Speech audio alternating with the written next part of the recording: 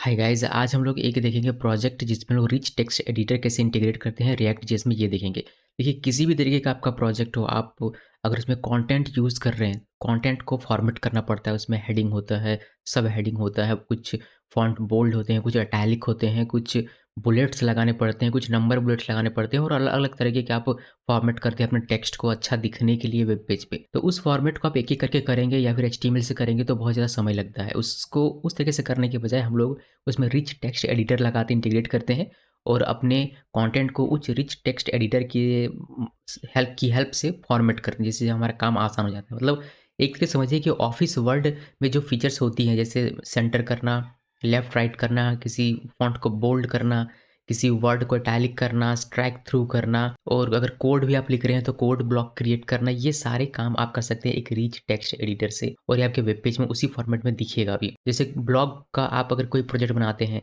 तो blog post आपको करना पड़ता है, अलग अलग फॉर्मेट में वो टेक्स्ट रहता है। अगर आप किसी तरीके का कोई मटेरियल बेचते हैं, जैसे प्रोडक्ट बेच रहे हैं, तो प्रोडक्ट में भी आपको अलग अलग तरीके के फॉर्मेट से उस टेक्स्ट को लिख कर उस प्रोडक्ट के बारे में जानकारी देनी होती है।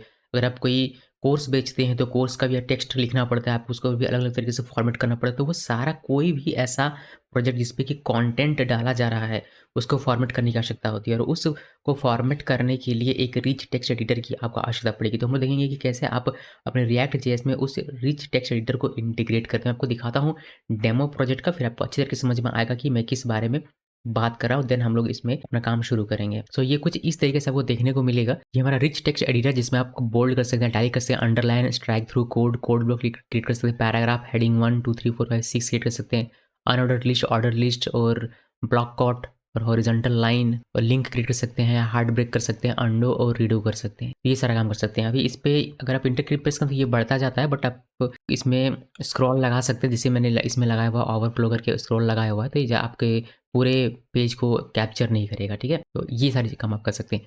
अब इसमें कैसे लिख सकते हैं आप, जैसे मैं यहाँ पर अगर आपको लिख के दिखाऊँ, अभी हम लोग इसको थोड़ा सा ऊपर कर लेते हैं। देखिए, यहाँ लिख के दिखा रहा हूँ कि hello React and rich text editor and by geek show, तो ये लिखा। अभी इस पे मान लीजिए कि मुझे ये जो रिएक्ट है ये बोल्ड में चाहिए, तो मैं यहाँ पर इसको सेलेक्ट करता हूँ, बी में क्लिक करूँगा, ये बोल्ड में आपको दिखेगा। अगर ये आपको रिच टेक्स्ट एडिटर इटैलिक में चाहिए तो आप इसमें सेलेक्ट करेंगे, आई में क्लिक करेंगे, आपका इटैलिक हो जाएगा। अगर यहाँ पर आपको, जैसे मैं यहाँ पर आता हूँ, यहाँ पर लिखते हैं रिच टेक्स्ट एडिटर, ये आपको हेडिंग में चाहिए, यानी कि ये हेडिंग है हमारा।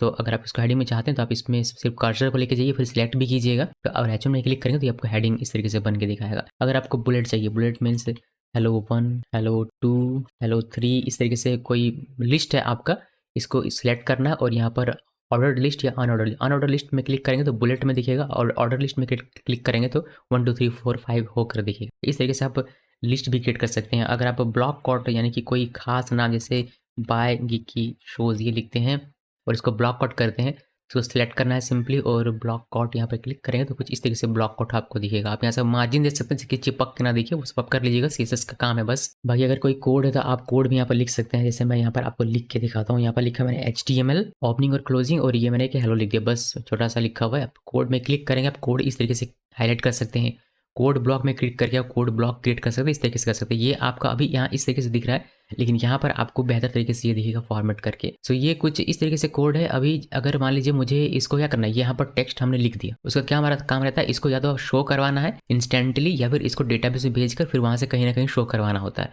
अब वैसे आप किसी का भी यूज़ कर सकते हैं, आप इसको बैकएंड एपीआई के थ्रू भेज सकते हैं, लारावल में, जेंगो में, नोड एक्सप्रेस में, या फिर अदर जो जावा के होते हैं फ्रेमवर्क से उस पर भी भेज सकते हैं। इसमें सिंपली सेव बटन पे क्लिक करेंगे, आपको डेटा सारा मिल जाएगा और ये आपका चला जाएगा बैकएंड पे। तो कुछ डेटा इस तरीके से आपको देखने को मिलेगा आपके वेब पेज पर। ये रिच टेक्स्ट एडिटर हो गया, ये आपका बुलेट में दिख रहा है, तो लिस्ट में दिख रहा है, यहाँ ब्लॉक कोड है और यहाँ पर आपका कोड रहेगा। इसको भी फॉर्मेट कर सकते हैं। कैसे करेंगे, आपको कस्टम सीएसएस कैसे लगाएंगे यहाँ पर, वो मैं आपको दिखाऊंगा, जिससे आप इसको बेहतर तरीके से कंट्रोल कर सकेंगे। जिस तरीके का भी आपको हेडिंग चाहिए होगा आप हेडिंग दे सकते हैं, अगर कलर कुछ चाहिए तो आप वो दे सकते हैं, सारा कंट्रोल आपके हाथ में रहेगा। ऐसा मैंने इसको बनाया हुआ। सो सेव बटन के क्लिक होने पर मैंने अभी स्टेट में डाल के यहाँ पर शो करवा दिया है, बट आप चाहें तो सेव बटन के क्लिक होने पर आप एपीआई के थ्रू बैकएंड में डेटा भेज सकते हैं और इसको डेटाबेस में सेव करवा सकते हैं, फिर ये हमेशा के लिए सेव हो जाएगा। उसके बाद आप इसको जहाँ यूज़ करना चाहें वहाँ यूज़ कर सकते हैं। जैसे कि अभी इसको मैं रिफ्रेश करूँ तो ये गायब हो जाता है, ये रहता नहीं, क्योंकि स्टेट में हम लोग रख के और शो करवा रहे थे। तो ये है प्रोजेक्ट हमारा, ध्यान रखिए और देखते हैं कि चीज़ें कैसे काम कर दी।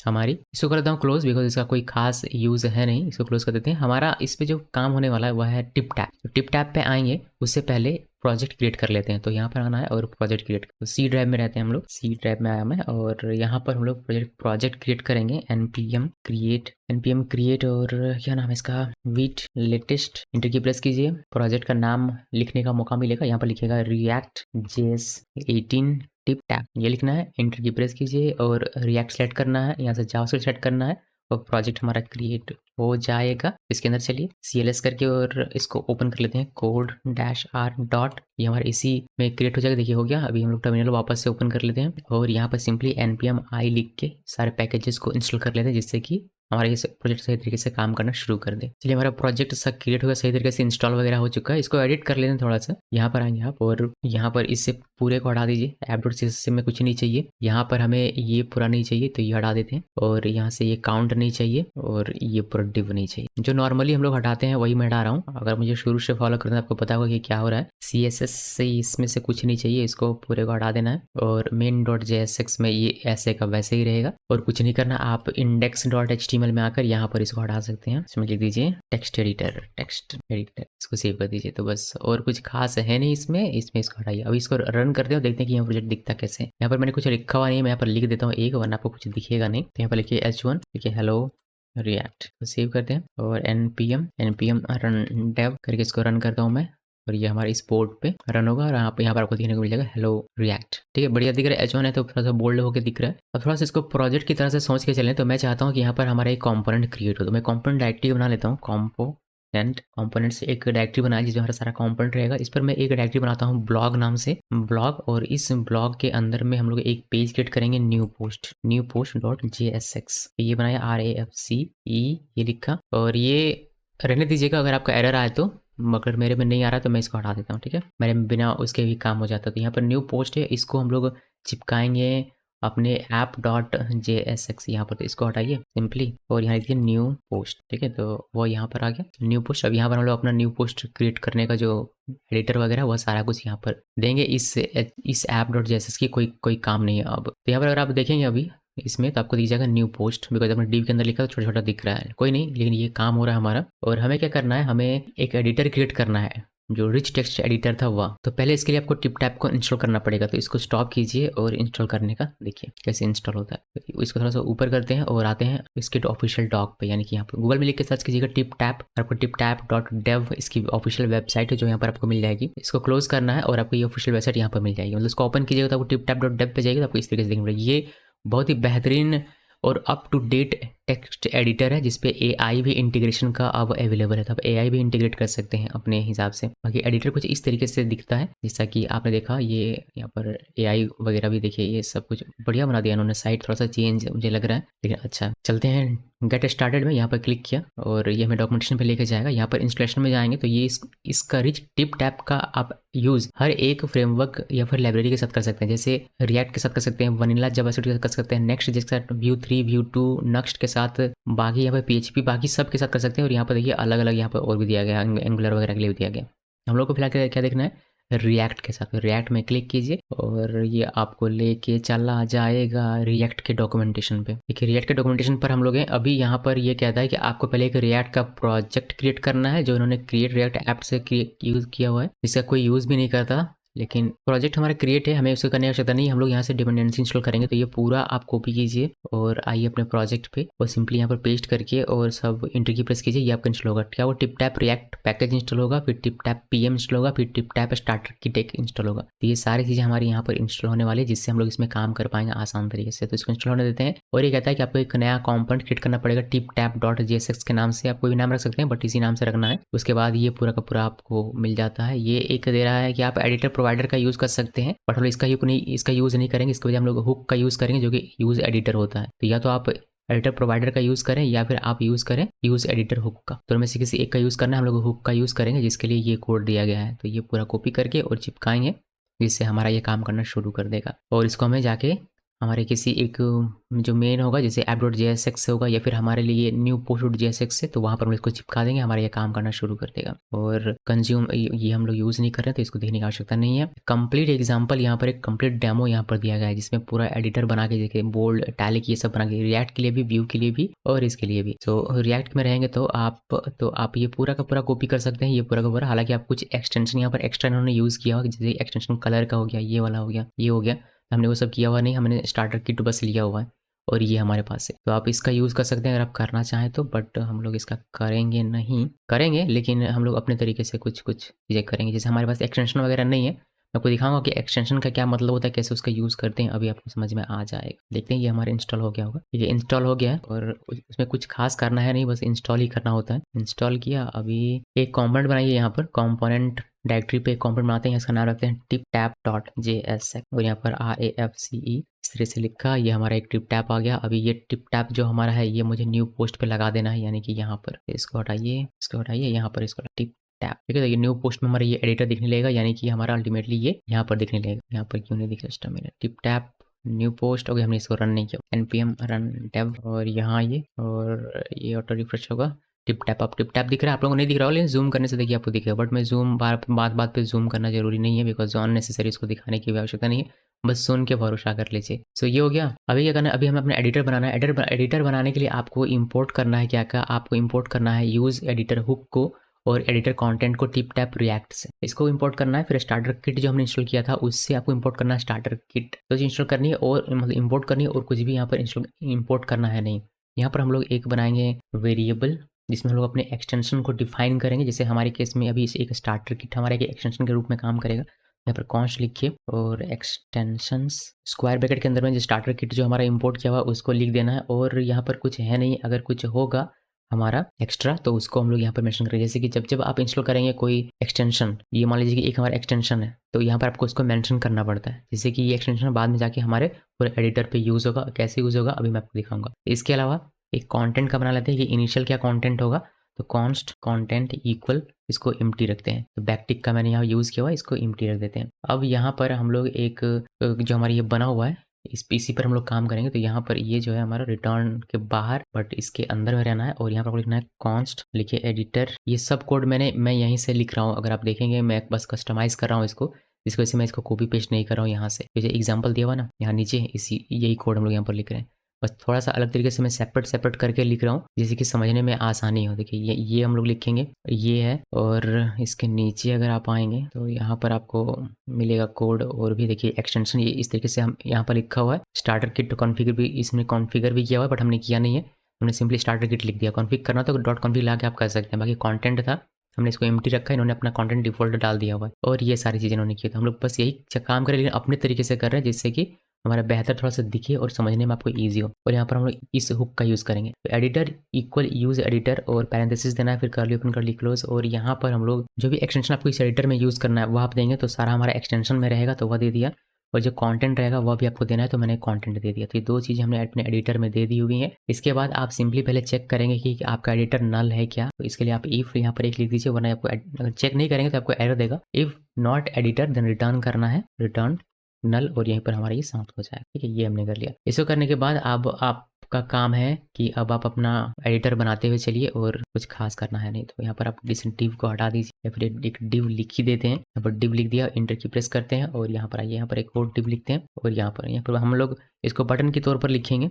अब चाहे तो आइकन दे सकते हैं, बोल्ड का आइकन, कोड का आइकन दे सकते हैं, बट मैं बटन की तरह ही लिख के आपको ये दिखा रहा हूँ। ठीक है, क्योंकि आइकन यूज़ करेंगे तो अभी आइकन ढूंढना पड़ेगा, हीरो आइकन से जाकर JSX यूज़ करना पड़ेगा, कोड भी बढ़ेगा और कॉम्प्लेक्सिटी भी। तो बटन की जगह पर आप आइकन यूज़ कर सकते हैं, ये ध्यान में रखिएगा। आप चाहें अगर कोई फ्रेमवर्क यूज़ करते हैं, मतलब कोई लाइब्रेरी से मटेरियल यूज़ करते हैं या फिर शेड चेन यूज़ करते हैं, तो वह भी उसका भी कंपोनेंट यहाँ पर यूज़ कर सकते हैं, कोई इशू नहीं होगा। ठीक है, बस यहाँ जो इवेंट और क्लासेस हैं वो आपको लगानी होती हैं, वो आप मेन होता है। तो एक बटन लिखा, इसको बटन दे दें और यहाँ पर आप जैसे ये बोल्ड के लिए तो आप यहाँ पर बोल्ड से टेक्स्ट लिख सकते हैं या फिर आप सिंपली सिर्फ बी टेक्स्ट लिख सकते हैं, या फिर यहाँ आइकन देना हो तो यहाँ आप आइकन भी दे सकते हैं, अगर कोई आइकन देना हो तो ये भी दे सकते हैं। मैं सिंपली बी टेक्स्ट लिख देता हूँ। और यहाँ पर आपको मेन जो फंडा है वह है इज ऑन क्लिक का, ये आपको ध्यान में रखना होता है। तो इसमें आपको देना है कुछ इस तरीके से, ये कॉल बैक ये लिखा, फिर आपको एडिटर जो आपने ऊपर में क्रिएट किया है ये यूज़ एडिटर का हुक का यूज़ करके, इस एडिटर का यूज़ करके इसके अंदर जो फंक्शन है उसको कॉल करना है, चेन कॉल करना है, फिर फोकस कॉल करना है, ये सब उसमें लिखा हुआ है। फिर टॉगल, जिसे कि आप बोल्ड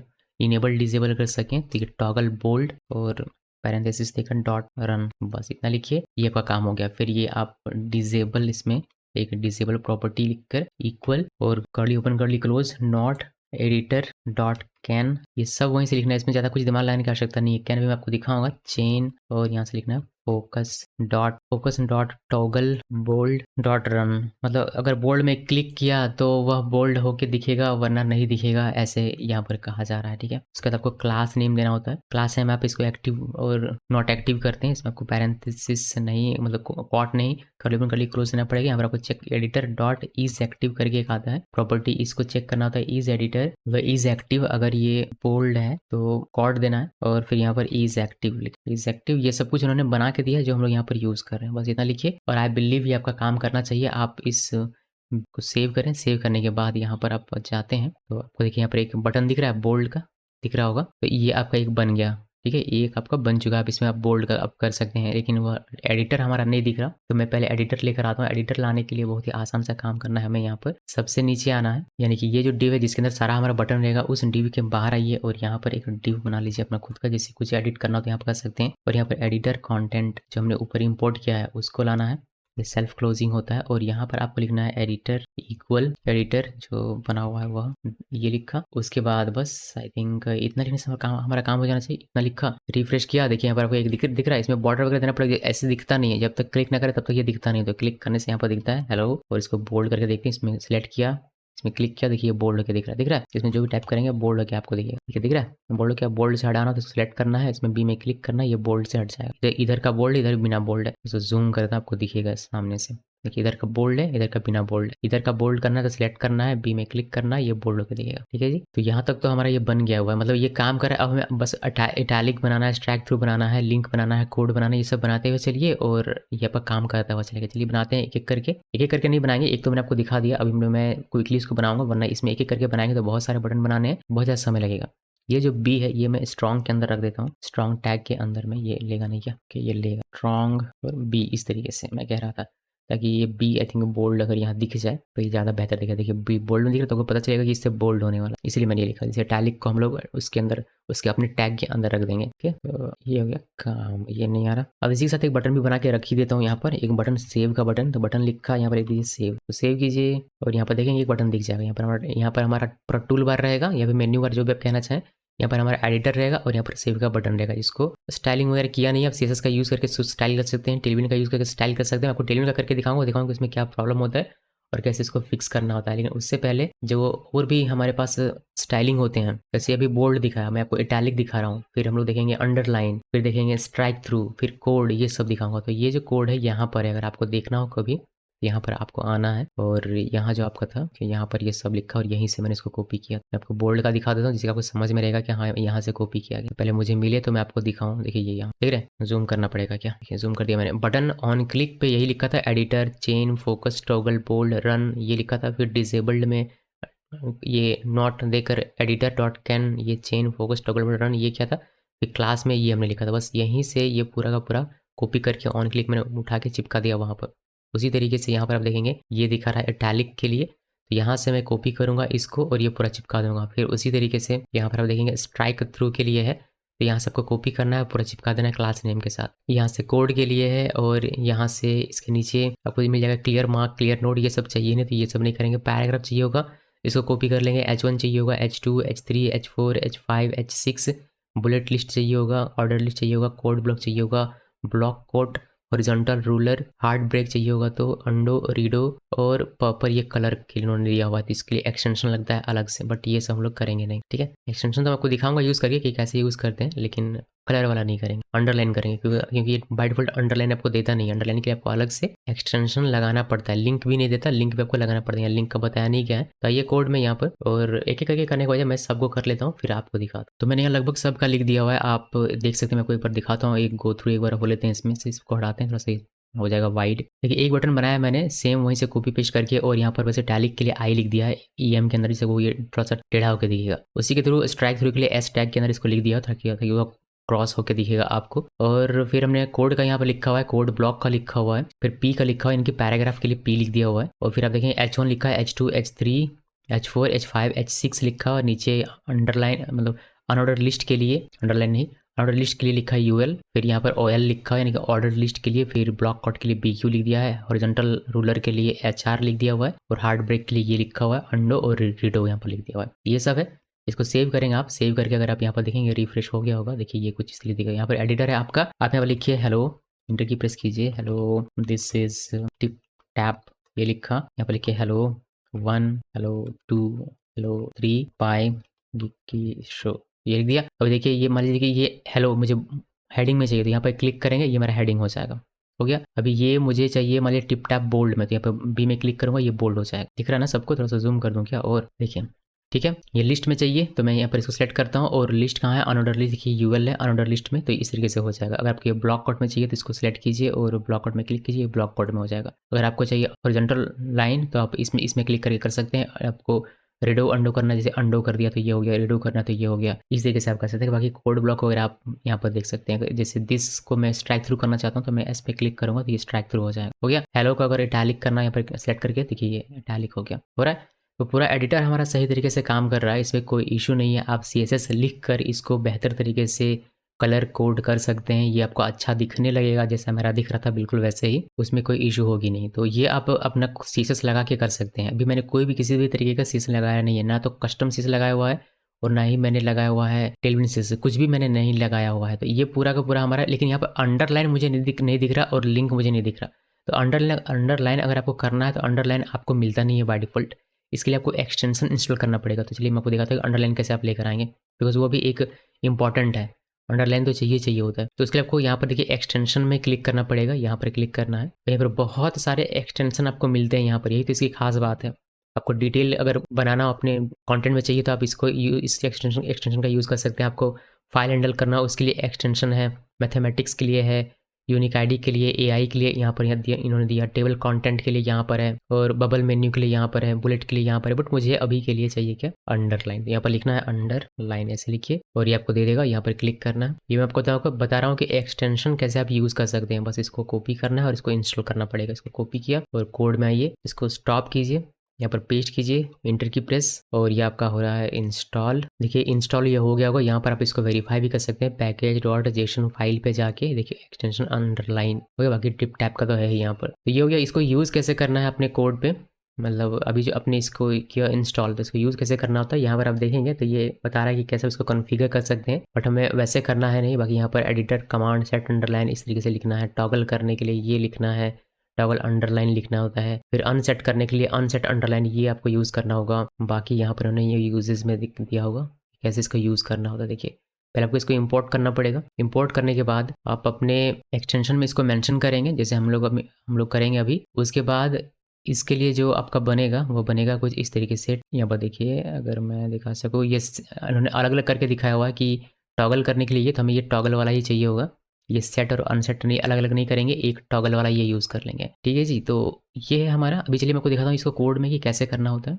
तो यहाँ ये, और सबसे पहला काम करना है कि इसको करना है इंपोर्ट। तो सबसे ऊपर चले आइए और स्टार्टर किट के जस्ट नीचे यहाँ पर इसको पेस्ट कर दीजिए। उसके बाद अंडरलाइन है तो अंडरलाइन को यहाँ पर कॉमा लिख के और यहाँ पर लिखिए अंडरलाइन, जो आपने इंपोर्ट किया उसको यहाँ पर मेंशन कर देना। ये हमारा एक नया एक्सटेंशन इसमें ऐड हो गया और ये एक्सटेंशन हमारा अल्टीमेटली इस एडिटर पे जा रहा है, ठीक है। उसके बाद यहाँ पर आपको सेम वही लिखना है जो मैंने अभी आपको दिखाया था, टॉगल वाला। इसी को भी पेस्ट करते हैं और यहाँ पर मैं लिख दिया button on click editor chain focus toggle underline run, disable होने पर ये टॉगल अंडरलाइन रन, और एक्टिव का सेम वही लिखा और यहाँ पर यू के साथ मैंने यू दे दिया, यू टैग के साथ यू दे दिया। उसको सेव करेंगे और यहाँ पर अगर आप देखेंगे बस इसको हम लोग रन कर लें npm रन डेव, तब तो आपको एक अंडरलाइन यहाँ पर दिख जाएगा और आप अंडरलाइन यूज़ कर पाएंगे। ये रिफ्रेश हो जाए, देखिए यहाँ पर दिख रहा है। अगर मैं यहाँ पर लिख दूँ हेलो हेलो हेलो, तो इस वाले को अगर हम अंडरलाइन करें, इसको सेट कीजिए, यू में क्लिक कीजिए, देखिए अंडरलाइन हो रहा है, दिख रहा होगा आपको, देखिए अंडरलाइन हो रहा है। तो ये अंडरलाइन करने का हो गया हमारा। यहाँ अंडरलाइन भी आप यूज़ कर सकते हैं, अंडरलाइन भी किया जा सकता है, तो जूम में ही रखते हैं इतना। तो ये हमने अंडरलाइन का देखा। मैं लिंक का आपको दिखा नहीं रहा, बाकी एक्सटेंशन आप देखिएगा, डॉक्यूमेंटेशन थोड़ा सा पढ़ना पड़ेगा आपको। लिंक का आप यहाँ पर सर्च करके और लिंक का निकाल सकते हैं। बाकी और भी बहुत सारे एक्सटेंशन है जिसका आप यूज़ कर सकते हैं। थोड़ा सा आपको गूगल सर्च करना पड़ सकता है, थोड़ा सा हेल्प लेना पड़ सकता है स्टैक ओवरफ्लो का, लेकिन आप एक्सटेंशन का यूज़ करने का तरीका बिल्कुल यही है, ठीक है। तो मैं आपको अलग चीज़ दिखाना चाहता हूँ, इसलिए मैं एक्सटेंशन पे अब टिका रहना नहीं चाहता। तो मैं क्या करना चाहता हूँ, मैं आपको अगला दिखाना चाहता हूँ इस पर कि इस डेटा को, जो डेटा हम लोग यहाँ पर लिखते हैं, ये डेटा जो हम लोग यहाँ पर लिख रहे हैं, इस डेटा को कैसे गेट करना है और कैसे इसको दिखाना है वेब पेज पे। बिकॉज अल्टीमेटली हमारा गोल क्या है, अगर हम लोग यहाँ पर कुछ लिख रहे हैं इस एडिटर पे, तो ये मान लीजिए कि डेटाबेस में जाके सेव होता है।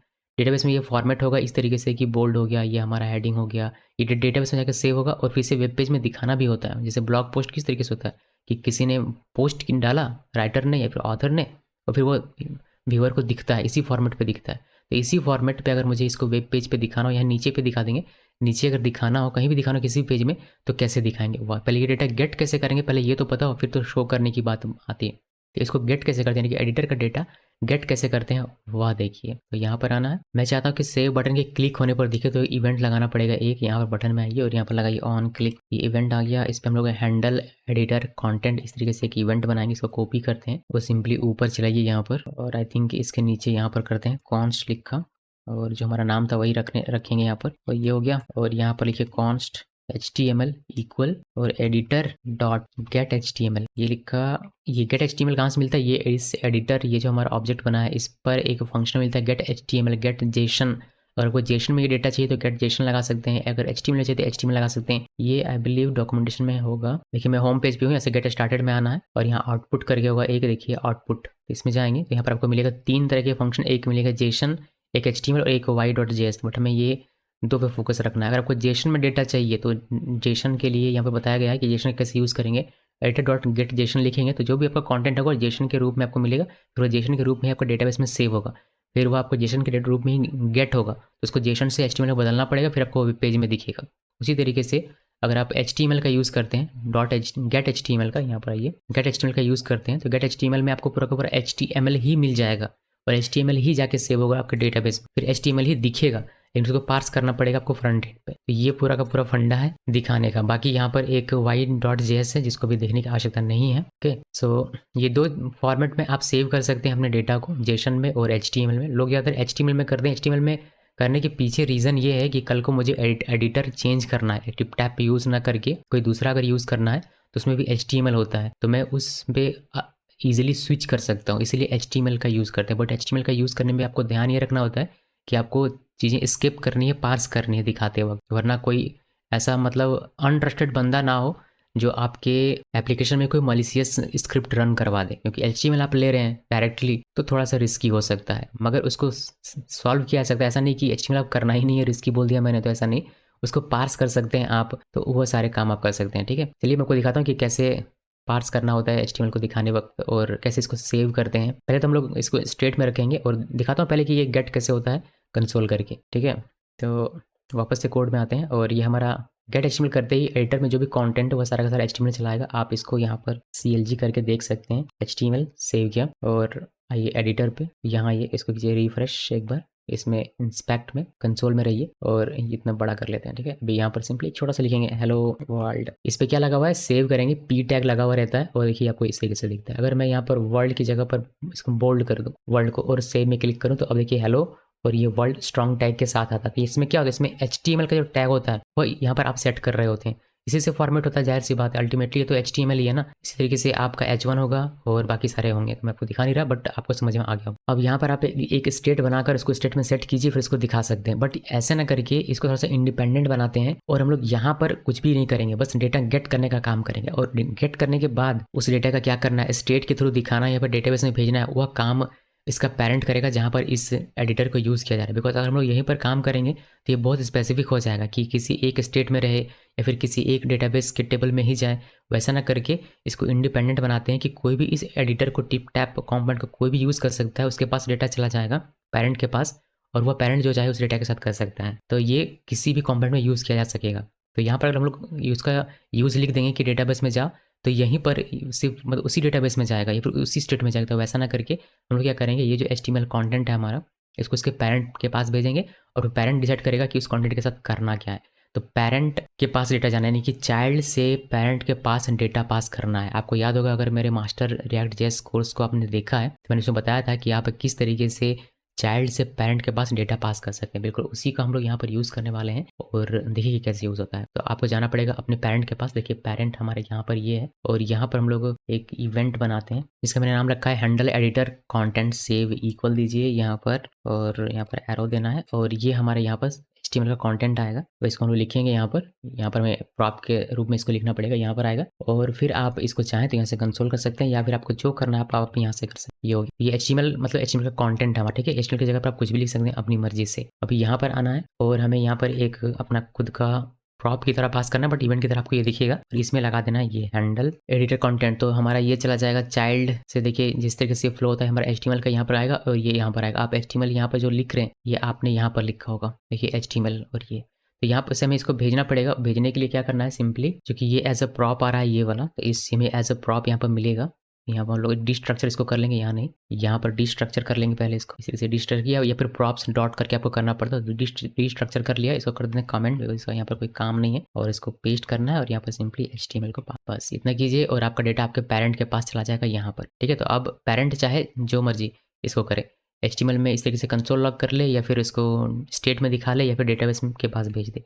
इसको सेव करें, और यहाँ पर आप देखेंगे आपको सेम वही देखने को मिलेगा, उसी तरीके से कुछ इसको कीजिए रिफ्रेश, यहाँ पर कीजिए हेलो, और इसको सेव में क्लिक करेंगे, आपको कंसोल के दिख जाएगा। बट ये आपको दिख रहा है न्यू पोस्ट डॉट JSX से, लाइन नंबर 12 से, ठीक है। पेरेंट के पास अब डेटा है, पेरेंट जो चाहे वो कर सकता है। कल को अगर मान लीजिए मुझे यही टिप टैप किसी और कंपोनेंट में यूज़ करना है, तो वहाँ यूज़ कर सकता हूँ, और वहाँ से हम लोग इसको पास करेंगे ये वाला, तो आपको भेज देगा ये सारा डेटा उसके पेरेंट के पास, ठीक है। ये हो गया। अभी हम लोग क्या करने हैं, अभी हम लोग फिलहाल के लिए इसको एक स्टेट में सेट कर देते हैं, ताकि आपको यहाँ पर देखने को मिल जाए कि वेब पेज में ये किस तरीके से दिखता भी है या नहीं दिखता है, ये सारी चीज़ आपको पता चल जाएगी। तो उसके लिए हम लोग एक स्टेट बनाते हैं। यहाँ पर पहले यूज स्टेट को इंपोर्ट करना है, देन यहाँ पर एक स्टेट बनाना है HTML content, set HTML content use state अब फिलहाल के लिए एम्प्टी रख दिया हुआ है। और यहाँ पर कंसोल करने के बजाय हम लोग यहाँ पर सेट एचटीएमएल कंटेंट का यूज़ करेंगे, और यहाँ पर उस एचटीएमएल को डाल देंगे, बस इतना कीजिए। अभी हमारे स्टेट में आ चुका है। अभी अब सिंपली इसको इसके नीचे शो करवा सकते हैं, बट मैं चाहता हूँ कि शो किसी अदर कंपोनेंट में हो, तो उसके लिए हम लोग एक और कंपोनेंट बना लेते हैं यहाँ पर ब्लॉक के अंदर में, शो पोस्ट। बस रियल वर्ल्ड में ऐसा ही कुछ होता है, क्रिएट करते हैं कहीं और दिखाना कहीं और होता है। इसमें RFCE ऐसे किया, ये शो पोस्ट किया, और यहाँ पर हम लोग दिखाएंगे तो एज अ प्रॉप हम लोगों का यहाँ पर वो आएगा, मतलब यहाँ से हम लोग इस ये जो हमारा है ना, यहाँ पर लिखिए शो पोस्ट, ठीक है। वैसे तो ये डेटाबेस के पास जाता है रियल वर्ल्ड में, बट यहाँ पर हम लोग प्रॉप के थ्रू पास कर रहे हैं, चाइल्ड के थ्रू। तो यहाँ पर लिखिए कंटेंट एक प्रॉप, और हम लोग पास कर देंगे HTML का जो हमारा स्टेट है ना, उसको एज अ प्रॉप चला जाएगा कहाँ पर, शो कंटेंट के पास। यहाँ पर आप इसको निकाल सकते हैं, क्या लिखा था हमने, कंटेंट, और फिर ये कंटेंट में कंटेंट रहेगा, और आप इसको एक डिव के अंदर में यहाँ पर सिंपली कंटेंट इस तरीके से लिख दीजिए। ये कंटेंट आपका शो हो जाना चाहिए, ऐसी उम्मीद है। चलिए देखते हैं कि होता है या नहीं होता है। देखिए किस तरीके से फ्लो हुआ। फ्लो कुछ इस तरीके से हुआ कि पहले हमने हमारा चाइल्ड से ये हमारा कॉल होगा, और कंटेंट भी हमारा चला आएगा, मतलब टिप टैप कंपोनेंट से। उसके बाद इसको हमने स्टेट में डाला, और स्टेट को हमने प्रॉप के थ्रू भेज दिया इस वाले पे, और यहाँ पर इसको शो करवा रहे हैं। चलिए देखते हैं कि काम करता है या नहीं करता। यहाँ पर आते हैं, इसको करते हैं रिफ्रेश। ये शो कहाँ होगा, शो यहीं पर हो रहा है, न्यू इसी वाले पे, इसी के पेज के जस्ट नीचे, ठीक है। तो यहाँ पर अगर मैं एक आप लोगों के लिए एक 4 दे दूँ, आई थिंक आपको दिखिएगा यहाँ पर एक हॉरिजॉन्टल लाइन होगी, देखिए इसके नीचे दिखेगा, ठीक है जी। इसमें करते हैं हेलो हेलो, और सेव में क्लिक किया। जैसे में क्लिक करेंगे तो यहाँ पर कोई HTML पूरा का पूरा दिख जाता है, पर पार्स करना पड़ेगा इसको।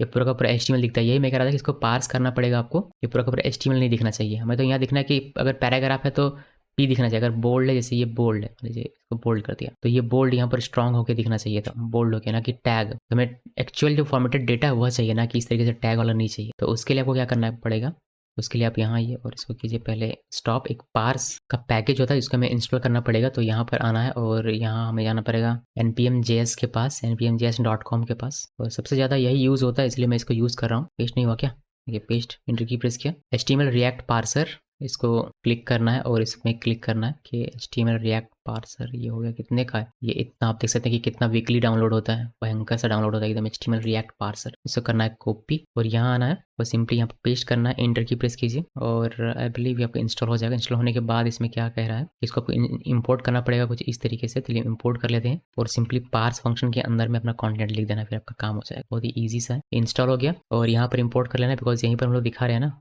कहाँ दिखा रहे हैं, यहाँ नहीं दिखा रहे, यहाँ दिखा रहे हैं यहाँ पर। तो यहाँ इंपोर्ट करना है, इसको इंपोर्ट यहाँ कर लेना है, और यहाँ पर सिंपली इसको पार्स, यहाँ पर लिखना है पार्स, और ये ब्रैकेट के अंदर में लिखना है। सो कीजिए सेव, और npm रन डेव करके इसको रन करना है, और आना है अब वापस से अपने इस जगह पे, और यहाँ पर रिफ्रेश कर लीजिए इसको एक बार। रिफ्रेश अभी तक हुआ नहीं है, रिफ्रेश हो गया। अब देखिए यहाँ पर मैं करता हूँ हेलो, और इसको बोल्ड करते हैं, बोल्ड किया, और यहाँ पर अगर हम लोग सेव करेंगे तो आपको बोल्ड का वो पार्स होकर आपको मिल रहा है। उसी तरीके से अगर आप यहाँ पर हेलो हेडिंग इस तरीके से करते हैं, ये तभी बोल्ड दिख रहा है, बोल्ड नहीं हेडिंग बनाना है, इसको H1 करते हैं। देखिए इस तरीके से करेंगे, ये हेडिंग बन के दिखेगा। ठीक है, अब सब कुछ बढ़िया दिख रहा है। तो इस तरीके से आपको ये काम करना है। एक ये आपको याद रखना है कि ये करना है HTML रिएक्ट पार्सर, जिसका वीकली डाउनलोड इतना सारा है। ये 5.0.7 का भी वर्जन है, छोटा सा पैकेज है, इसको इंस्टॉल करके काम कर सकते हैं। तो यही है हमारा काम। अभी इसको अगर डेटाबेस में भेजना हो तो क्या करना है, डेटाबेस में अगर आपको भेजना है, आपको अपने कोड में आना है और यहाँ पर पेरेंट वाले पे, यहाँ पर जैसे हमने इसको सेट किया है स्टेट पे, तो यहाँ पर आपको अपना API कॉल करना पड़ेगा और इसको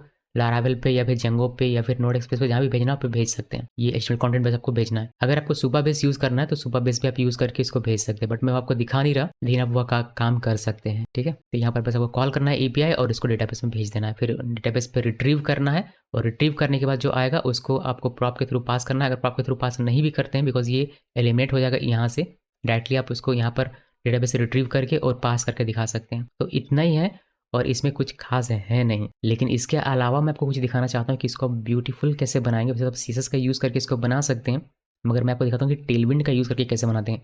और जब आप टेलविंड यूज़ करेंगे तब देखिए कि किस तरीके से मामला गड़बड़ होता है आपका। तो ज़्यादातर लोग टेलविंड यूज़ करते हैं आजकल, और देखिए कि उससे आपका मामला कैसे गड़बड़ होता है। फिर आपको कस्टम CSS लिखना भी दिखाऊंगा। अभी तक सब कुछ बढ़िया काम कर रहा है, ये ध्यान में रखिएगा। आप चाहें तो यहीं पर बंद कर सकते हैं अगर आपको टेलविंड यूज़ करना नहीं सीखना है उस केस में। लेकिन अगर आप लेना चाहते हैं कंट्रोल अपने हाथ में तो देखते रहिए। इसको करते हैं क्लोज, और आई थिंक इसका भी कोई देखिए टेलविंड आपको लिख के सर्च करना है गूगल पे, टेलविंड की ऑफिशियल वेबसाइट मिल जाएगी। हमें इसको इंस्टॉल करना पड़ेगा। गेट स्टार्टेड में आइए, यहाँ से फ्रेमवर्क गाइड वीट पे आना है और प्रोजेक्ट हमारा ऑलरेडी क्रिएट है तो हमें टेलविंड को शिफ्ट करना पड़ेगा। इसको कॉपी करना है, कॉपी करने के बाद यहाँ आना है, स्टॉप कीजिए, पेस्ट कीजिए, इंटर की प्रेस कीजिए और ये टेलविंड हमारा इंस्टॉल होगा।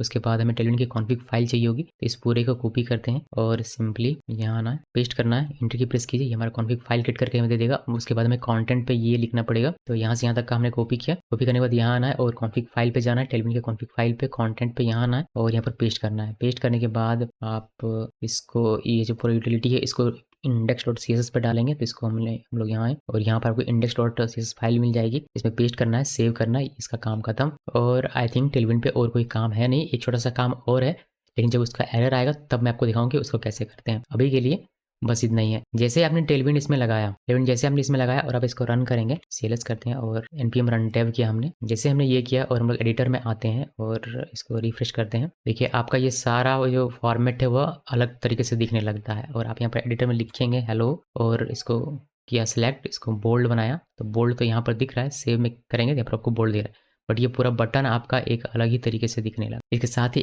एक और चीज़ मैं आपको दिखाता हूँ। यहाँ पर जैसे हेडिंग लिखते हैं कि फर्स्ट हेडिंग, ये लिखा, इसको हेडिंग बनाते हैं। तो हम लोग अगर सिलेक्ट करें और H1 में क्लिक करें तो देखिए H1 में ये हेडिंग नहीं बन रहा है। H1 में क्लिक तो हो रहा है लेकिन हेडिंग नहीं बन रहा। आप यहाँ पर देखें कंट्रोल करके तो आपको H1 के साथ ये दिखेगा, मगर हमारा हेडिंग बन नहीं रहा। यहाँ पर भी करेंगे तो ये हेडिंग की तरह दिख नहीं रहा। तो जब आप टेलविंड से यूज़ करते हैं तो वह क्या करता है, वह सभी H1 में से और बहुत सारे और भी टैग्स में से जो डिफ़ॉल्ट उसका CSS होता है उसको रिमूव कर देता है। तो टेलविंड ने इन सबको रिमूव कर दिया। तो आपको कस्टम अपना खुद का यहाँ पर लिखना पड़ेगा, तो वह आप लिखेंगे यहाँ पर। चलिए हमको दिखाता हूँ कि कैसे लिखेंगे जिससे आपका कंट्रोल आपके हाथ में रहे। इस तरीके और भी हैं, लेकिन जिससे आपका कंट्रोल आपके हाथ में रहेगा वह तरीका मैं आपको दिखाता हूँ कि कैसे टेलविंड के बाद जब ये मैस अप हो रहा है इसको कैसे ठीक करना है कस्टम से लिख के, वह मैं आपको दिखा रहा हूँ। तो यहाँ पर आते हैं कोड में और इसको क्लोज कर देते हैं या फिर रहने देते हैं। तो इसको क्लोज कर देते हैं, इसका कोई काम नहीं है। और आई थिंक टिप टैप का काम है, app.css का काम रहेगा और आई थिंक इसका कोई काम नहीं है, इसको हटा देते हैं और शो पोस्ट का काम रहेगा। मैं क्या करता हूँ, मैं पहले टिप टैप में से ये जो हमारा कंपोनेंट था इसमें ये जो पूरा टूल बार है इसको थोड़ा सा ब्यूटीफुल बनाते हैं, थोड़ा सा अच्छा दिखने में लगे वो बनाते हैं। तो यहाँ पर हम लोग क्लासेस यूज़ करेंगे टेलविंड के, क्लास नेम MT। याद रहे कि हमारा हेडिंग काम नहीं कर रहा, वो हम लोग ठीक करेंगे भी थोड़ी देर में। तो MT लिखा, तो M8 लिखा, तो ये थोड़ा सा मार्जिन होके चारों तरफ से आपको दिखेगा। अब यहाँ पर हम लोग इसमें क्लास लगाएंगे, क्लास नेम, और इसमें देते हैं ये फुल विड्थ कर देते हैं, तो ये W फुल हो जाएगा। फ्लैग्स इसमें देते हैं, फ्लैग्स इसमें रैप कर देते हैं इसको, और इसमें BG ग्रे यानी कि बैकग्राउंड कलर देते हैं कितने का, 300 का, और इसमें पैडिंग देते हैं 3 का, और इसमें कैप दे देते हैं हम लोग 2 का, 2 या 1 दे दें आई थिंक, देखते हैं कितने में होता है। और हम लोग टेक्स्ट को वाइट कर देंगे बिकॉज हमने बैकग्राउंड को डार्क किया हुआ है, तो टेक्स्ट को वाइट कर देने से ही सामने उभर के दिखेगा। टेक्स्ट वाइट किया, सेव किया, सेव करने के बाद यहाँ पर आते हैं और देखिए कितना गंदा दिख रहा है, इस तरीके से दिख रहा है। हम लोग इसको क्या करते हैं, थोड़ा सा और पीछे वाला डार्क करते हैं, यानी कि ये जो बैकग्राउंड ग्रे इसको 600 कर देता हूँ मैं, और गैप को मैं बढ़ा देता हूँ यहाँ से 3 में। इसको सेव किया, सेव करने के बाद अब देखिए आपको थोड़ा सा अच्छा दिख रहा है। अब आइए इस एडिटर के पास, एडिटर में थोड़ा सा काम कर लेते हैं। तो इस पे इतना ही काम है। अभी एडिटर में आते हैं और एडिटर में देखिए कि हम लोग क्या कमाल कर सकते हैं। तो यहाँ पर आना इस डिव में और यहाँ पर क्लास नेम, यहाँ पर देते हैं बॉर्डर ताकि ये बॉर्डर होके देखिए बॉर्डर दे दिया। और बॉर्डर कौन सा देंगे, बॉर्डर देंगे ग्रे। ग्रे कितने का, 500 का। 600 से थोड़ा कम देना है। और बॉर्डर नहीं देंगे किस में, बॉर्डर टॉप में नहीं देंगे, बॉर्डर T0 कर देते। तो सेव कीजिए। सेव करने के बाद यहाँ पर आइए और देखिए कुछ इस तरीके से दिखता है। तो अब दिखता है कि हाँ यहाँ पर हमारा है। ये ऊपर में बॉर्डर क्यों आ रहा है, हमने तो 0 सेट कर दिया था, क्यों आ रहा है ये देखिए। ये हमारा ये सेलेक्ट वाले का बॉर्डर होगा मेरे ख्याल से। देखिए अभी बॉर्डर नहीं दिख रहा है, सेलेक्ट करने पर दिख रहा है, यानी कि फोकस होने पर। कोई नहीं, वो हमारा आप उसको आप सीधे से ठीक कर सकते हैं। तो ये हमारा अभी हो गया। इसको आप नीचे लेके जाइए, जहाँ तक नीचे लेके जाएंगे वहाँ तक आपको जाएगा। अब इसमें ओवरफ्लो करके अपना जो स्क्रॉल बार होता है वो लगा सकते हैं, ठीक है। तो वो आप अपलोड कर लीजिएगा, मैं इसको नहीं कर रहा हूँ, या फिर कर दूँ। चलिए करके दिखाता हूँ। यहाँ पर आते हैं और आई थिंक ये हो जाना चाहिए। तो हम लोग यहाँ पर आते हैं और एडिटर में लगाते हैं क्लास एक। तो 69 का हमने MX कर दिया हाइट, और इसको ओवरफ्लो कर दिया। यहाँ पर आते हैं तो ये क्लास आपको लगानी है। ये क्लास लगाने के साथ ही जब आप इसको रिफ्रेश करेंगे तो आपको यहाँ पर एक स्क्रॉल दिख जाएगा। आप इसको एंटर की प्रेस करके देख सकते हैं। देखिए स्क्रॉल दिख रहा है। अभी थोड़ा सा और एंटर की प्रेस करता हूँ, देखिए आपको दिख रहा होगा। देखिए दिख रहा है ना स्क्रॉल। तो इस स्क्रॉल लगा सकते हैं आप। यहाँ पर स्क्रॉल लगा के भी मैंने आपको दिखा दिया। एडिटर पे कुछ भी और करना तो आप इससे कर सकते हैं, तो इसमें से कर सकते हैं। इसी तरीके से बटन जो हमारा सेव बटन है उस पर थोड़ी सी क्लासेस लगा देते हैं। तो मैंने इसको ग्रीन कर दिया कलर पे, और पैडिंग वगैरह देकर थोड़ा सा बेहतर दिखेगा इस तरीके से। तो ये हमने कर दिया। ये दिखने में तो ठीक ठाक लग रहा है इसको। तो ये जूम दिख रहा है आपको थोड़ा सा, ये जब 100 में जाएगा तो ये अच्छा दिखेगा इस तरीके से, ठीक है। यहाँ से तो ये दिखने में बढ़िया लग रहा है। आप चाहें तो शेडो दे सकते हैं एक एक बटन पे, जिससे कि उभर के दिखेगा। तो सीएसएस पे अप्लाई अब डिपेंड करता है कि आप किस तरह का सीएसएस देना चाहते हैं। यहाँ तक ये हो गया, लेकिन अभी भी हमारा काम नहीं कर रहा है। देखेंगे आप हेडिंग 1, तो हेडिंग 1 लिखा मैंने, और मैं अगर इसको सिलेक्ट भी कर लूँ और H1 पे क्लिक करूँ तो ये हेडिंग बनता नहीं है। H1 इसमें टैग लग रहा है, लेकिन ये हेडिंग की तरह दिख नहीं रहा है, बिकॉज टेलविन इसको रीसेट कर रहा है। इसको कैसे आप ठीक करेंगे वो हमको दिखाता है। फिर हम लोग यहाँ पर जो डिस्प्ले करते हैं उसको कैसे ठीक करते हैं वो दिखाऊंगे। इनकी दोनों अलग अलग बात है। तो एडिटर को पहले ठीक करते हैं। एडिटर जब भी आप बनाते हैं, अगर आप इसको देखेंगे यहाँ पर अगर आप इसको देखेंगे तो ये रूट पे है। और आपका जस्ट मिनट मुझे मिल जाइए। एडिटर रिफ्रेश करते हैं। इसके बाद पहले रिफ्रेश किया और ये एडिटर है हमारा। देखिए ये पैराग्राफ, ये एडिटर। इस पे एडिटर पे एक क्लास आता है बाय डिफॉल्ट टिप टैप, देख रहे हैं। तो इस क्लास का यूज़ करेंगे और इसके अंदर में सारे जो भी टैग्स यूज़ होते हैं उन सभी के लिए हम लोग CSS लिखेंगे कस्टम, जिससे हमारा ये काम करना शुरू कर देगा। चलिए मैं आपको दिखाता हूँ कि कैसे कर सकते हैं आप। यहाँ पर आइए और ग्लोबल करना है तो यहाँ पर app.cs में रहना है, बिकॉज अल्टीमेटली ये यहाँ पर इंपोर्ट है पहले से। सो app.cs में रहना है और यहाँ पर आपको क्या करना है, बेसिक जो एडिटर में जो जो भी चीज़ें चाहिए उसके लिए आप CSS लिख दीजिए खुद का। तो मैं CSS यहाँ पर लिख रहा हूँ इस तरीके से। देखिए वो इसमें एक प्रॉब्लम होगी हमें। Basic editor style tip tap class के अंदर में ये नेस्टेड किया है मैंने। मार्जिन दे देंगे पहले इतने का, फिर H1 के लिए ये दे दिया, H2 के लिए, H3 के लिए, H4 के लिए, H5 H6 के लिए, पैराग्राफ के लिए दे दिया, UL के लिए दे दिया, ULLIP के लिए दे दिया हुआ है, और इस तरीके से हमने सभी के लिए दे दिया हुआ है। आप यहाँ और भी देना चाहें, जैसे जैसे आप टैग यूज़ करेंगे, जैसे जैसे आप यहाँ पर अपने टूल बार में चीज़ें बढ़ाएंगे, वैसे वैसे आपको यहाँ पर कस्टम CSS आके लिखना पड़ेगा, ठीक है। तो ये ध्यान रखिए, इससे आपको कंट्रोल मिल जाता है कि हेडिंग में अगर कोई कलर देना आपको H1 पे तो आप यहाँ पर कलर भी दे सकते हैं। अगर H2 में देना तो H2 में दे सकते हैं। अगर आपको यहाँ पर UL में कुछ और चाहिए हो डिस्क के बजाय तो उसको आप चेंज कर सकते हैं। तो ये ज़्यादा कंट्रोल मिलता है आपको, इसलिए मैं यूज़ करके आपको ये दिखा रहा हूँ। अभी यहाँ पर ये कहता है जो कि आप नेस्टेड यूज़ कर रहे हैं, जो कि टेलविन बाय डिफॉल्ट सपोर्ट तो करता है, बट आपको सेटिंग करनी पड़ती है। कह रहा है कि nested CSS was detected but CSS nesting has not been configured correctly, please enable CSS nesting plugin before Tailwind in your configuration. इसमें चलते हैं तो इस लिंक पे और ये हमें बताएगा कि किस तरीके से करना है। तो हमें क्या करना है, हमें सिंपली पोस्ट CSS कॉन्फ़िग पे ये दो चीज़ें पेस्ट करनी है, ये दो चीज़ें जिससे हम लोग नेस्टिंग का यूज़ कर पाएंगे। तो यहाँ मैंने कॉपी किया और यहाँ से पोस्ट CSS कॉन्फ़िग यहाँ आना है और ये टेलविन CSS के जस्ट ऊपर में करना है। यहाँ पर पेस्ट कीजिए, सेव कीजिए, और अब आपका ये एरर नहीं आएगा। इसको स्टॉप करके वापस से रन कर लीजिए। अब नेस्टिंग वाला आपका काम करेगा जो हमने यहाँ पर लिखा हुआ है, ठीक है। और इसको कीजिए रिफ्रेश, ये काम कर रहा है। अभी हम लोग यहाँ पर करेंगे फर्स्ट हेडिंग, ये लिखा। अब इसको कीजिए, देखिए थोड़ा सा अलग सा दिख रहा है। यहाँ पर इसको सिलेक्ट करते हैं, H1 में क्लिक करेंगे, आपको हेडिंग होकर दिख जाता है, बट सेव करने पर यहाँ अभी भी नहीं दिख रहा। तो इसके लिए अलग से CSS आपको लिखना पड़ेगा। सेम CSS आप लिख सकते हैं, लेकिन अलग से आपको लिखना पड़ेगा। तो मैं आपको अलग से लिख के दिखाऊंगा, जैसे कि आप यहाँ का अलग और यहाँ का अलग कर सकते हैं। हालांकि वो करना नहीं चाहिए, आपको सेम CSS को अप्लाई कर देना चाहिए। तो ये कॉन्टेंट हमारा जहाँ भी दिखेगा वहाँ पर आपको एक अपना खुद का एक क्लास लगाना पड़ेगा, और फिर उस क्लास के बेस पे आपका ये सारा दिखेगा। तो मैं आता हूँ, कंटेंट हमारा दिख कहाँ पर रहा है, कंटेंट हमारा दिख रहा है शो कंटेंट यहाँ पर। तो ये जो हमारा डिव है, इस डिव को एक डिव के अंदर डालते हैं पहले, ठीक है। इस डिव के अंदर डाल दिया, बिकॉज यहाँ और भी कुछ हो सकता है। तो इसमें हम लोग एक डिव के अंदर ये रहना है, ये इसको एक डिव के अंदर ही रखना है, ठीक है। और इसके बाहर हम लोग यहाँ पर क्लास लगाएंगे, तो क्लास, और यहाँ पर लगते हैं हम लोग कंटेंट या फिर माय कंटेंट, जो भी लिखना आप लिख सकते हैं। जैसे तो माय कंटेंट ये लिखा, और यहाँ पर आप मार्जिन दे दीजिए 4 का, बीचिंग ग्रे दे देता हूँ ताकि आपको थोड़ा ग्रे होकर दिखेगा। 200 का, सेव कीजिए। भाई माय कंटेंट क्लास हमने लिखा हुआ कहीं नहीं है, बट आपको यहाँ पर ये ग्रे वगैरह करके दिख जाए, ठीक है। पैडिंग देना चाहे आप दे सकते हैं, पैडिंग दे थोड़ा। यहाँ पर आइए और पैडिंग सेव किया, और यहाँ ना, और ये इस तरीके से आपको दिखे, बट अभी भी हेडिंग नहीं दिख रहा। इस तरह से हेडिंग दिखना चाहिए, वैसा दिख नहीं रहा। ये सेम सीएसएस मुझे यहाँ अप्लाई करना है। आप चाहें तो इसी सीएसएस को उठाइए, टिप टैप को, माय कंटेंट लिखने की आवश्यकता नहीं है, टिप टैप को उठाइए और यहाँ पर माय कंटेंट लिखने के बजाय टिप टैप डाल दीजिए। इसको सेव कीजिए और अब देखिए अब फर्स्ट हेडिंग दिख रहा है। तो अलग से आपको क्लास लिखने की आवश्यकता नहीं, उसी क्लास को आप यूज़ कर सकते हैं। अब अगर आप यहाँ पर, मैं आपको दिखाता हूँ, अगर आप यहाँ पर हेलो हेडिंग 2 या 3 लिख दिया तो 3 इसको सिलेक्ट करेंगे और हेडिंग 3 पे क्लिक करेंगे तो हेडिंग 3 आपको देखिए यहाँ पर तो दिख रहा है।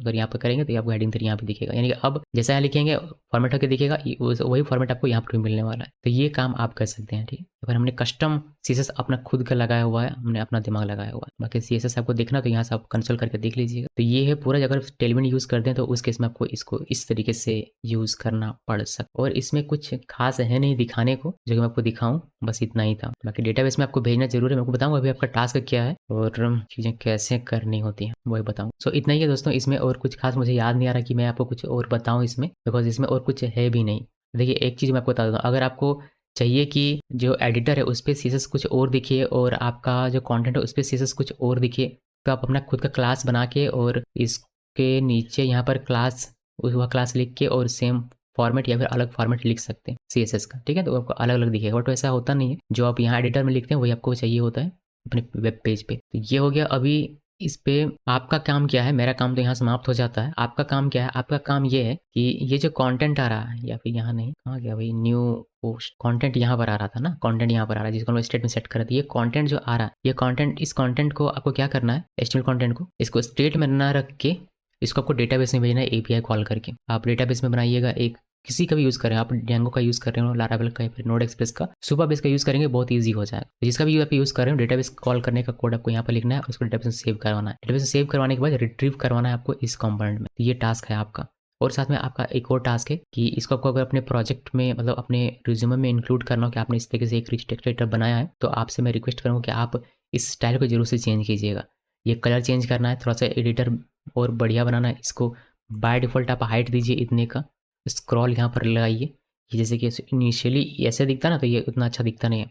अगर इतना हाइट इसका रहेगा तो ये ज़्यादा एडिटर की तरह दिखेगा। तो वैसे करना है। आप इसमें इसको राउंडेड कर सकते हैं, कॉर्नर को थोड़ा सा और बढ़िया दिखेगा ये। और कलर वगैरह आप चाहें तो चेंज कर सकते हैं। बटन यहाँ पर आप चेंज कर सकते हैं और भी काफ़ी सारे काम कर सकते हैं। यहाँ पर आप पब्लिश का बटन लगा सकते हैं, कैंसिल का बटन लगा सकते हैं। इस तरीके से इसको करना है, ठीक है। ये सारा काम आपको करना है और उसको अपने गिटहब पे पुश करना है। गिटहब पे पुश करने के बाद मुझे लिंक्डइन पर या फिर ट्विटर पर या फिर इंस्टाग्राम पर मुझे टैग करना है उस लिंक के साथ और स्क्रीनशॉट के साथ ही आपने किस तरीके से बनाया। फिर मैं उसको क्या करूँगा, रीपोस्ट करूँगा, रीट्वीट करूँगा और स्टोरी पे डालूंगा, जिससे आपका रीच बढ़ेगा तो जॉब मिलने में आपको आसानी होगी। हालांकि कोई नहीं कर रहा, मैंने 2-2 प्रोजेक्ट पे ये सेम कहा लोगों को, लेकिन किसी ने नहीं किया। पर कोई नहीं, मेरा कहने का काम है, आप करें या ना करें ये आपकी मर्जी है। तो यहाँ दिखता है कि कौन कितना पैशनेट है। वैसे तो जॉब सब लोग करते हैं और प्रोजेक्ट बनाइए, प्रोजेक्ट बनाइए सब कर, लेकिन प्रोजेक्ट का जब कोडिंग करने की बात आती है तो कोई करने को तैयार नहीं होता। तो इसमें कसूर ना किसी टीचर का है और ना ही कंपनी का है, कसूर आप लोगों का होता है कि आप लोग उस तरीके से मेहनत करना नहीं चाहते। ये मैं आपको डिमोटिवेट करने के लिए नहीं, मोटिवेट करने के लिए और अग्रेशन लाने के लिए आपके अंदर कह रहा हूँ। इसको पॉजिटिव वे में लीजिए और प्रोजेक्ट जितने भी मैं कहता हूँ सारे के सारे बनाइए और अपने पोर्टफोलियो पे इसको इंक्लूड करते जाइए। धीरे धीरे देखेंगे कि बहुत सारा प्रोजेक्ट हो जाए। तो और बातें ना करके सीधा मुद्दे पर आता हूँ कि मेरे चैनल को सब्सक्राइब करना नहीं भूलना है और इस वीडियो को लाइक जरूर करना, जिससे कि ये एल्गोरिदम पे जाए और इसको पुश करे यूट्यूब और हमारा चैनल ग्रो करे। बिकॉज ये स्टॉप हुआ नहीं है, मतलब अच्छे जा रहा है अभी, लेकिन आप लोग और हेल्प करेंगे तो ये और बेहतर हो जाएगा। सो क्लोज करते हैं। सो क्या करना है, आपको चैनल को सब्सक्राइब करना है और वीडियोस यहाँ पर आप देख सकते हैं मैंने बना के रखा हुआ है। ये एक प्रोजेक्ट था रिज्यूम वाला, एक ये प्रोजेक्ट था क्विक नोट वाला जिसमें सुपरबेस का मैंने यूज़ किया था। और नेक्स्ट जेएस सीखना है तो यहाँ से सीख सकते हैं, react JS master react JS यहाँ से सीख सकते हैं। ये सारी चीज़ आप यहाँ से सीख सकते हैं। प्लेलिस्ट भी बहुत सारा बना हुआ है जिसमें आप देख सकते हैं। रिएक्ट प्रोजेक्ट का अलग प्लेलिस्ट बना होगा और रिएक्ट जेएस का भी अलग, नेक्स्ट जेएस का भी अलग। सुपरबेस सीखना तो यहाँ से सीख सकते हैं। यहाँ तक कि मॉडर्न स्टैक सीखना तो उसका भी नोड एक्सप्रेस का मैंने एक देखिए यहाँ पर प्लेलिस्ट बना के रखा हुआ है, इसको सीख सकते हैं। जेंगो, लारावेल सब यहाँ पर आपको मिल जाएगा, बस आपके अंदर पैशन होना चाहिए सीखने का। तो इतना कुछ है सीखने के लिए, आप टाइम दीजिए, सीखिए और मेरे चैनल को सब्सक्राइब करना नहीं भूलना है। इस वीडियो को देखने के लिए आप सबका बहुत बहुत धन्यवाद।